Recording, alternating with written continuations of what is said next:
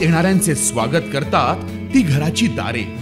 आपले घर, बंगला, ऑफिस, फार्म हाऊस यासाठी सुंदर डिझाईन केलेली jumbo French door, safety door आणि तीही 18 गेज GI सेक्शन मटेरियल वापरून आणि 80 मायक्रॉन पावडर कोटिंग केलेली, संपूर्णपणे मेंटेनन्स फ्री।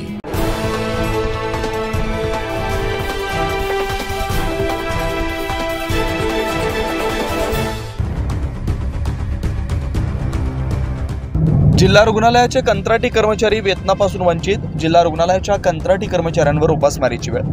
मागील 4 महिन्यापासून नाशिक जिल्हा रुग्णालयातील विविध वार्डात सेवा देणारे 36 कंत्राटी कर्मचारी वेतनापासून वंचित आहेत। त्यामुळे या कर्मचाऱ्यांवर उपासमारीची वेळ आली आहे। वेतन मिळत नसल्यानं SNCU विभागात काम करणाऱ्या 15 कर्मचाऱ्यांची काम बंद केल्यानं वार्डमधील स्वच्छतेचा प्रश्न निर्माण झाला।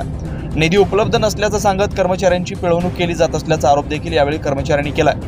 ठेकेदाराकडून कर्मचाऱ्यांना वेळेत बिल दिलं जात नसल्यानं ठेकेदार वेतन देण्यास असमर्थ आहे। सिव्हिलकडून निधी नसल्याचं सांगून बोळवण केली जाते।